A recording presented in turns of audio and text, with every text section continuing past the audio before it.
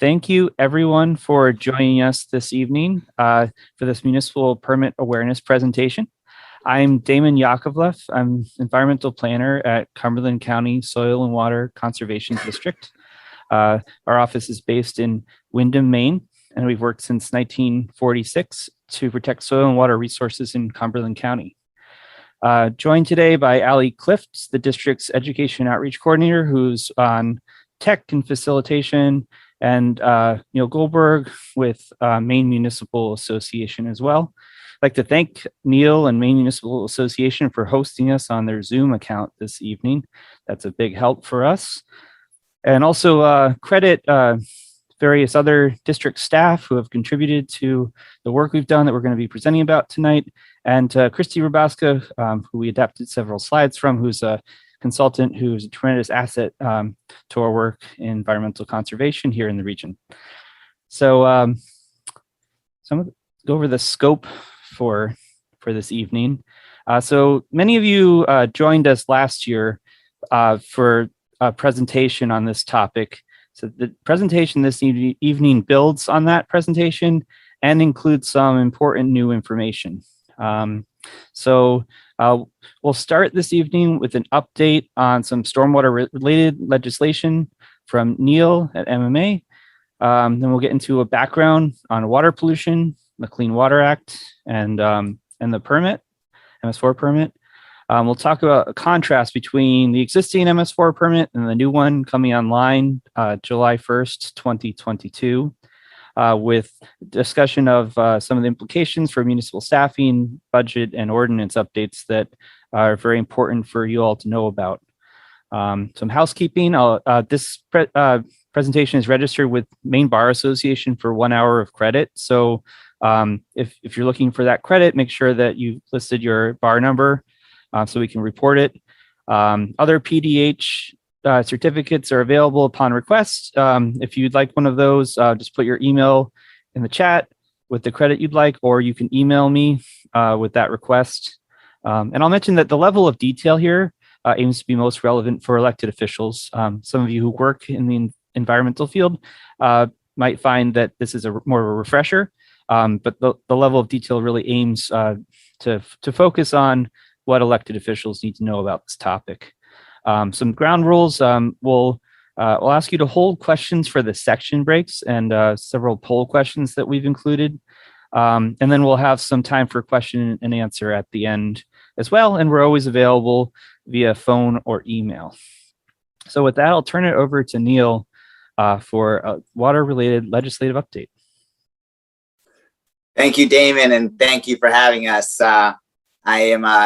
It's always a pleasure to be with you and the Stormwater group. And so I want to take the opportunity and share with you a few updates on some water-related legislation that might be of interest. The first four that you see are actually largely worked through committees and heading out with strong support likely to pass. And these are some technical changes to classifications of certain waters. That's LD 676 in the Androscoggin River, as well as LD 1801, some Class AA and SA waters, just 4 sections in particular. LD 1809 has to do with floodplains and is mostly a exemption to allow shoreland buildings to be silted or elevated in order to get some FEMA-related flood insurance. Again, heading in the right direction. And then lastly, the stormwater management bill that allows mountain biking trails to be permitted a little faster. I've spoken to a few communities, no concerns surrounding that. The last 2 bills, the PFAS and PFOA bills, do have some concerns. They would probably be supported amongst the group here, but largely does change some municipal operations when it comes to landfilling and wastewater treatment. Happy to talk about those more in depth, but in general, I encourage everyone to reach out to MMA if you ever have any questions, concerns, or comments about legislation like this. We're happy to talk. And more than that, we really want to hear your stories. It does help make our testimony a lot more livelier. So I won't slow down our presentation today, but again, please reach out to me at any time to discuss these things. Next slide, please. This next update is also quite brief. It's just a remark that the ARPA funds, the American Rescue Plan Act funds that most people, probably all of you, are aware of, they are out there, they are being spent, they are being appropriated. And so if you have a project that you think would qualify, I encourage you to go to your legislative body, encourage you to go to your town administrators or managers and make a proposal. We saw in the final rule a dramatic expansion of projects that are eligible. I just did some kind of copy and paste from the final rule as to what sort of stormwater infrastructure or green infrastructure would be eligible. And I put that up on the screen, but just a broad expansion of eligible rules. And so my remark is put together a proposal, try to get it in front of your legislative body. If it doesn't get the funding through ARPA, you've at least gotten on their radar. And so it's wise to try to, put a proposal together. During this meeting, I will, in the comment section, drop 2 links to resources about ARPA that might help you with your planning. But again, this is something that I'm happy to talk to anyone about anytime. So please reach out and ask questions or share your stories. So with that, thank you, and I'll pass it back to Damon. Great. Thank you very much. We'll pause for a second to see if anyone has any questions for Neal before we proceed with the rest of the presentation.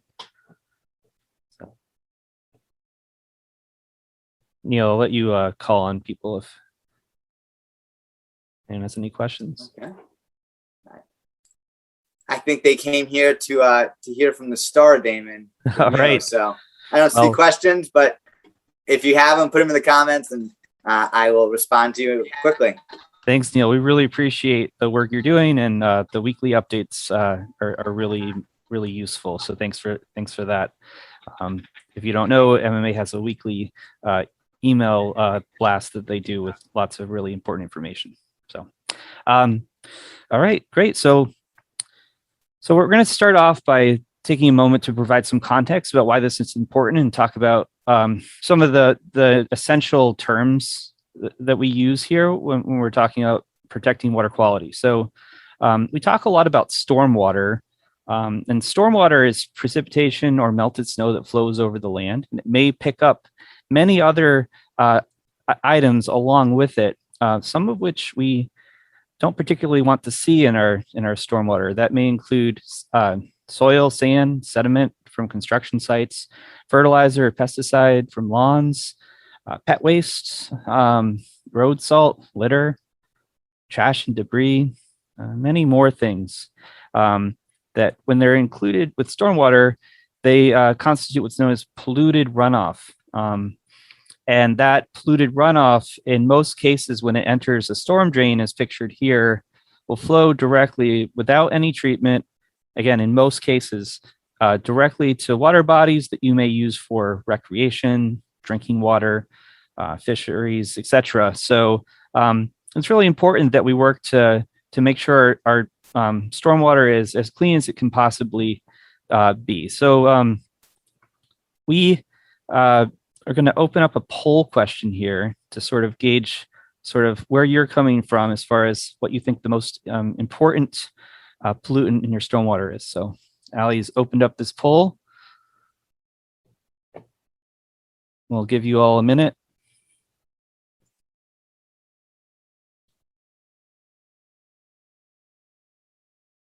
All right, see some responses coming in here. So it's a good test to see who's awake as well. And looks like sediment is the winner here, and some pretty sharp people out there, because that is the #1 pollutant of concern we have here in Maine, and fertilizers are up there as well. So good to see you all coming in here with some good knowledge of the subject matter. So thank you for that. All right. So You have the next slide here. So we all want cleaner water. We want to make sure there's, we're reducing the amount of polluted runoff going into our water bodies. It's an important value, and it's the right thing to do. It protects our economy, but it's also a legal requirement. So the Federal Clean Water Act, which turns 50 years old this year, authored by Maine's own Senator Ed Muskie, authorizes the Environmental Protection Agency to implement what's known as the National Pollutant Discharge Elimination System, or Niptis program. So under Niptis, a permit is required to discharge stormwater where certain criteria are met to waters of the United States. That's streams, wetlands, oceans, etc. So the Maine Niptis program is administered by the Department of Environmental Protection. And for municipalities that meet certain conditions, there's a permit that's issued. And those conditions include population size, density, urban development, adjacency to other population centers. There's 40 such permits issued under the program in Maine, and that's known as MS4. That's the Municipal Separate Storm Sewer System. So there's 30 municipalities and 10 other agencies that are included in this permit. In Maine, the two other agencies are University of Southern Maine and Southern Maine Community College. So regulated municipalities must have this permit to direct stormwater runoff to water bodies in their communities. So if there's only one goal for this evening, it's for you all to be aware that your community has an MS4 permit. And the MS4 program has been around for a while now. In Maine, the first permits were issued in 2003, and they come in 5-year cycles. It's important to note that each permit builds on the previous permit in terms of stringency. So there's new and increased requirements with each new permit. It's also important to note that the permit requirements are for urbanized areas in your communities as defined by the census. So the next permit's going to become effective July 1, 2022. And you may do the math and see that we're actually right now in year 9 of a 5-year permit. And there's some important reasons for that, which we'll get into in just a bit. So I mentioned that the regulated municipalities are determined by population densities. So we have 14 regulated municipalities in Greater Portland, shown on this map here. Also includes Greater Saco. There's 3 other clusters in Maine: extreme southern Maine, Lewiston, Auburn area, and the Bangor area. So the MS4 permittees are subject to full compliance with the requirements in 6 steps.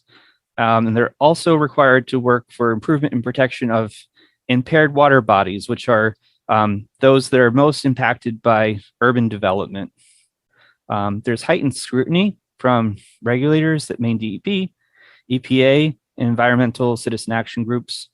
It's also important to note that this is largely an unfunded federal mandate, although in some cases there may be funding available, such as through the stimulus funding or grants, but largely the cost to implement this is carried by the municipalities and regulated entities themselves. So the cost to comply with the permit, though, is less than the cost for non-compliance. So if you're not compliant with this permit, there are fines per day per violation. It's just something we all want to avoid. But the good news is that lots of people and organizations are working to make sure that your municipalities are in compliance. So your municipalities have hardworking professionals, key staff people who are working to ensure these requirements are carried out. Also, there's regional support. So in our region, in Greater Portland and Saco here, we have what's known as the Interlocal Stormwater Working Group, or ISWG. So that's the 14 regulated municipalities and 2 nested entities. They work cooperatively to address stormwater permit requirements. It's been coordinated by Cumberland County Soil and Water Conservation District since 2003. And it satisfies the permits education requirements, as well as providing some other important benefits. The cost to municipalities for the upcoming fiscal year in our work plan is just over $12,000, which It's considerably less than it would be to hire a dedicated staff person, especially in the current environment, to carry out some of these requirements. And it also leverages grant funding and provides other support, interns, other benefits, and allows for consistent messaging across the region, advocacy with regulators, collaboration with partners like MMA and others, and provides a framework for collective problem solving, training, and information exchange. So with that, we'll take a pause and see if there are any questions before we talk about some of the content of the new permit that's coming online. So I'd say just raise your hand or type in the chat if you have any questions. And then Allie is monitoring that, so she'll let me know if any questions have come up.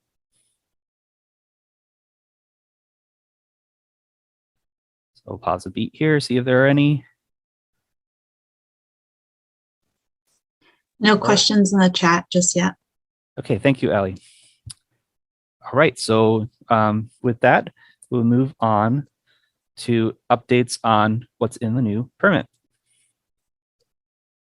So you may be asking yourself, so what's the deal with us being in year 9 of a 5-year permit? And a big reason for that is some changes to the way the program is implemented by EPA. So if you go way back to 2001, some environmental groups in California filed a suit in the Ninth Circuit Court of Appeals. And the court found that there were several deficiencies in the way that the program was being administered, and it was not in compliance with the Clean Water Act. So the two main findings were that there was insufficient public participation in the permitting process, and that there was lack of permitting authority review, meaning that essentially the permittees were writing their own regulations, and that the regulations should instead be in the permit itself and approved by the regulating authority. And in Maine, that's the Maine DEP. So after some years, a final rule was promulgated by EPA and became effective just before the current 5-year permit was about to expire in 2017. So that's the main reason why this renew process is taking longer than the previous process. And the key takeaways for us here in Maine for the new rules, which are called the Riemann Rule, is that instead of having just one general permit, instead the DEP, the permitting authority, could choose between 2 types of permit: a comprehensive general permit or a 2-step permit, where we'd have a general permit and then a second step with more details. So Maine chose the 2-step option. So all of the enforceable requirements now have to be in the permit. They must be clear, specific, and measurable, and reduce pollutants to the maximum extent practicable. And there are enhanced requirements for public comment and participation. So that has some important implications. Also, you may remember from last year that we discussed that there was an appeal of the final draft of the permit by Friends of Casco Bay, an environmental nonprofit. And this went to the Board of Environmental Protection last summer, and the board agreed with Friends of Casco Bay on two points that have some implications for us in the final permit. The first has to do with impaired waters requirements. So this doesn't deviate significantly from the efforts already underway in our communities. Fortunately, we're already working to implement many of the impaired waters requirements. So no big deal there, really. But the second one, mandating low impact development, citing MEP, or maximum extent practicable, is important, has some important implications. So anyway, so where we are now, long story short, is that the general permit in this 2-step is done, finalized, and municipalities are now waiting for their final second step orders for their permits. And however, that process is essentially involves a lot of collaboration with stakeholders already. So the final content of the 2 steps of the permit is generally known However, it is still pending public comment and some potential changes. So that's where we stand right now. And I will now talk about what some of the new requirements are. And we'll sort of compare and contrast with the current permit.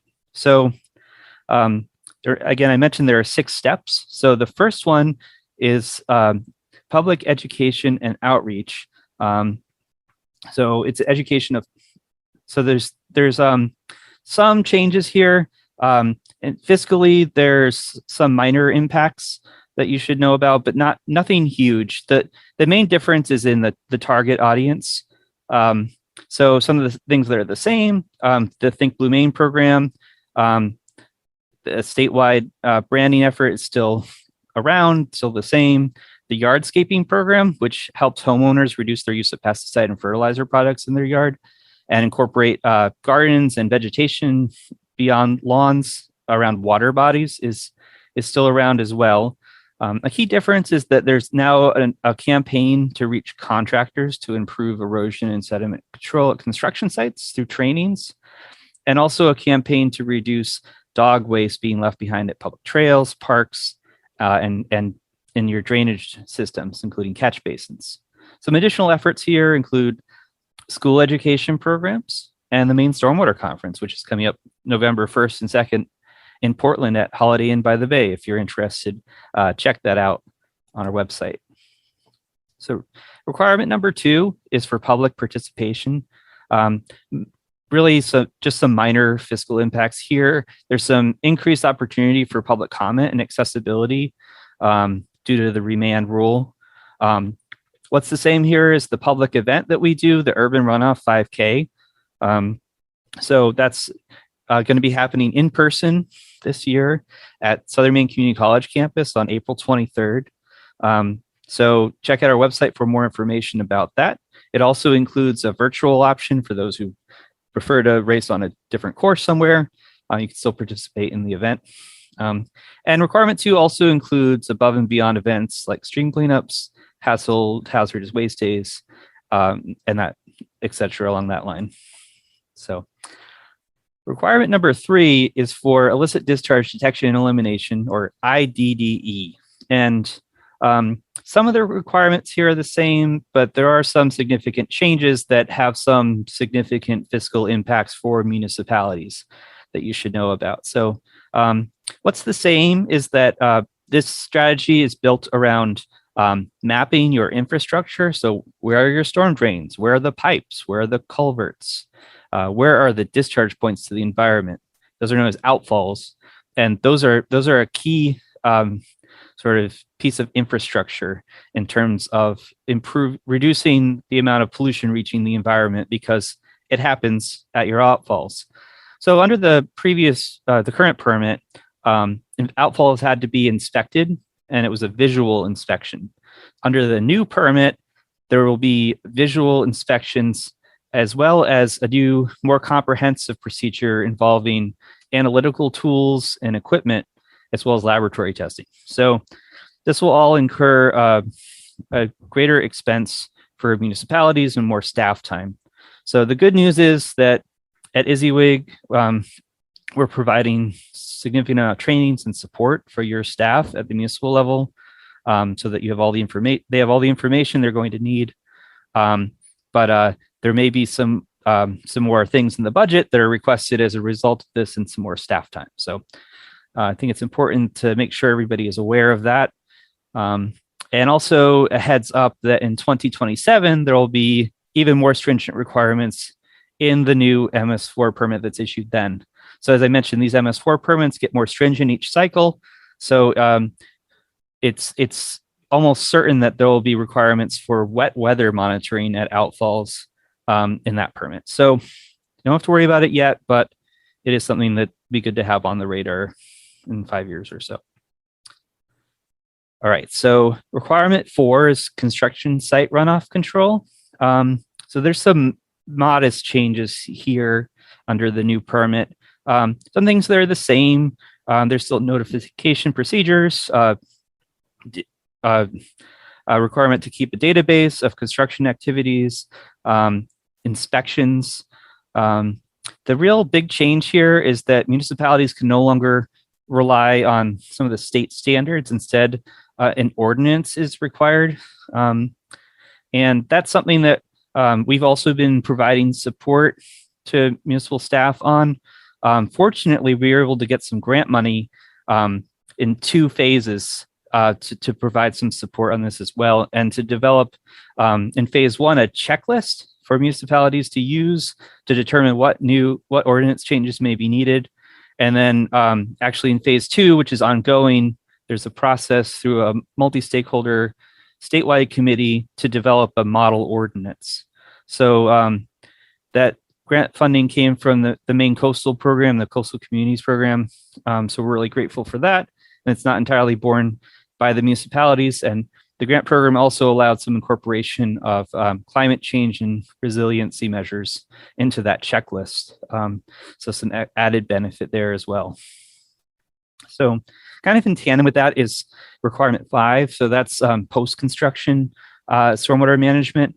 And there's not a ton of changes to some parts of this, but there's one significant big change, and has to do with the outcome of that appeal by Friends of Casco Bay and the Board of Environmental Protection's order that requires municipalities to adopt an ordinance mandating low impact development. So that's something we've also got grant funding to support. So there's a multi-stakeholder process going on right now to develop that model ordinance, and that's expected to be completed by the end of this year. And then the permit requires municipalities to adopt that by July 1, 2024. So we have some time to work through all this, and we're going to be providing extensive support to municipalities on it. So there's several workshops that we have planned, and one is going to start with some workshops that are kind of at a higher level of detail, and then we have some more specific community targeted workshops that we'll be doing as well in the next year in 2023 that will look at some of the ordinance changes that are going to result from this.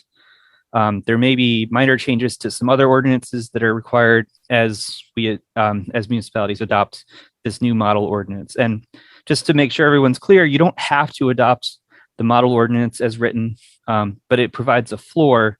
It's going to be reviewed by the DEP. So if a municipality wanted to adopt a different ordinance, they could do that, but it'd have to be at least as stringent as the model ordinance. So now, this is a lot of information, but we'll pause soon for some questions. So I promise. So requirement 6, not a lot of changes to this one. This is good housekeeping pollution prevention. It's measures that include street sweeping, catch basin cleaning, staff training on what to do in the event of spills, and site maintenance at some of your municipal facilities. These are all requirements that are in the current permit. So there's some nuanced changes to the way catch basin cleaning is done, but nothing really significant is changing with this requirement. So those are the 6 steps. And so the other major thing everyone should be aware of are some of the new requirements for protecting your impaired waters. So this doesn't apply to every community, but many communities have what are known as urban impaired streams. So these are essentially the most polluted water bodies, the most impacted by urban development. And for each one of these urban impaired streams, municipalities must implement 3 BMPs, or best management practices. So some good news on this is we're able to develop 2 regional BMPs through ISWG to sort of reduce some of the burden on individual municipalities for this new requirement. But each municipality is also adopting a community specific BMP. So the 2 regional BMPs are riparian buffer protection and chloride reduction. So that's from winter maintenance. So there's some other technical changes associated with this, but as I mentioned, a lot of that is already being done as communities work to comply with what are known as TMDLs, or total maximum daily load requirements from the DEP. And we're making sure that your stormwater staff are well aware of what those are and how to make sure that they're maintaining the compliance there. So with that, we'll take a break, do a poll question, and see if anyone has any questions at this point. So Allie, could you please launch the poll? Thank you. So this is a two-part question. So the first is, do you think your municipality will need to require more staff time to comply with the new MS4 permit requirements?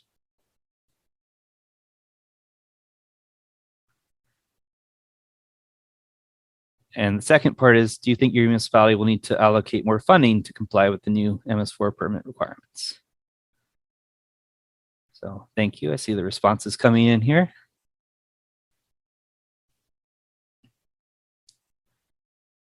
So it looks like, let's wait a second for everyone to answer. All right. We'll end the poll, share the results. You should be able to see those. So, yeah, so it looks like about half of you say yes. The other half say either no or unsure to the first one. So looks like, some of you may need some more information, and that's great because we're here to provide it. And the second question, so unsure, yeah. So there are some aspects of this that we won't know about until we start implementing the new permit for sure. So, but again, we're sort of here to provide those resources and assistance as needed. So we'll close that down. Thank you, Allie. Thank you, everyone, for weighing in there. And we'll go to one last section here, and then we'll wrap up. And Damon, there is one question at this point. Oh, yeah, go ahead. It was in the chat, and the question is if there's an appeals process for municipalities that feel a future permit requirement might be too strict or impracticable. Yes, there will be an extensive stakeholder process around the next permit. There actually, there'll be even more of that because of the Riemann Rule. So yeah, so I think there'll be ample opportunity to weigh in on that. If the question is specifically about the wet weather requirements, there'll be an extensive discussion of that, I'm sure.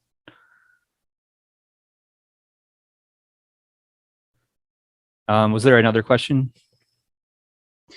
So far, that's the only one. Okay, thanks. So hopefully that answers the question there. So, all right. So a few final things, and we'll get into some more discussion. But so accountability. So there's extensive record keeping requirement and reporting requirements to maintain compliance with the permit. So that's something we work on at the Conservation District for compliance, especially with control measures 1 and 2. We compile extensive information and provide that to municipalities each year for inclusion in the annual reports. We also provide that information in the event of an audit. So every permitted entity can expect an audit during the 5-year cycle conducted by EPA and or DEP. So when that happens, we provide all of the documentation that's required for that. So we'll be looking for those to start happening over the next fiscal year, most likely. So just go through sort of a timeline of what you can expect going forward from the municipal perspective. So right now through the end of June, municipalities are working to complete their preparations to implement the new permit. The final step orders are being prepared by DEP. So the second step orders being prepared by DEP. Municipalities will be working to budget for new equipment, supplies, allocation of staff time. July 1st, the new permit becomes effective. Municipalities will be working to implement the new requirements. And so will we at the regional level. A key thing for municipal elected officials to be aware of is this, the process to update the ordinances to be in compliance with the new permit. So there's the low impact development and erosion sedimentation control ordinances, and that you'll be looking at these model ordinances and implementing them.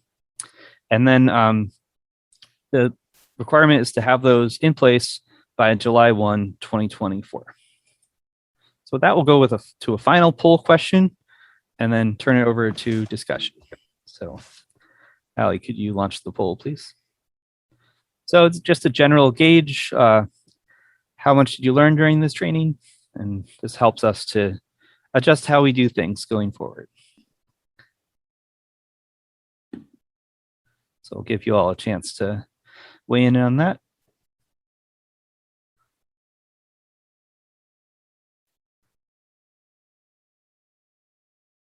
All right, just give it another second here. All right. So thank you. So yeah, we appreciate that. Hopefully we did get it just right, but you know, we're here, we're ready to answer more questions and provide support your municipalities need to comply with these requirements and clean our water. So just share contact information here on the slide. And so we'll share this out to everybody who registered. We'll also include a link to the recording of this presentation and a link to those documents that Neal shared for more resources about the Recovery Act funding and how that can benefit some of your municipalities and upgrading your infrastructure. So I'll stop the share there and see if there are any questions. Another question came into the chat that's about, if I could get my window to stop moving on me. So everybody's starting to type in questions about the DEP having significant pressure on some municipalities to finish their combined sewer overflow systems. And so they're trying to figure out, it seems like it's a direct conflict to the MS4 efforts. So they're wondering how they align the two and figure out their priorities. So if I understand the question correctly, so by separating the combined sewers, some of the stormwater may have been going to your wastewater treatment facility, but instead it may be going, your stormwater may be going directly to the environment instead. And correct. Right. So yes, that is something that has come up for some of our municipalities. In Portland in particular, it's the reason why large holding tanks are being constructed so that the combined sewage can be held for treatment rather than having the stormwater be discharged directly to the environment. So that's the way that Portland is addressing that.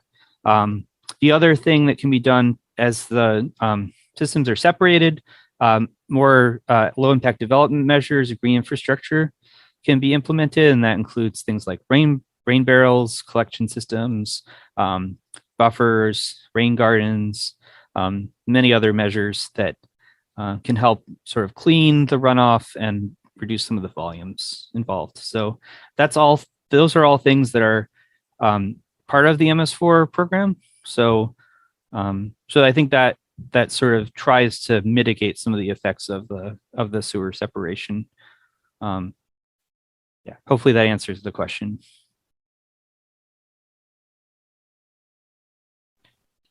It's probably also important to note that combined sewer overflow systems are not being allowed anymore. And so all of the municipalities that still have those in existence are being required to phase them out. And so the primary point is that even though you have more stormwater that's going directly into your water bodies as untreated, the primary reason why it did need to be treated is because it was getting mixed in with your sewer potentially. And so that's why it was being diverted to your sewer systems. Yep. Thanks, Allie. That is a good point.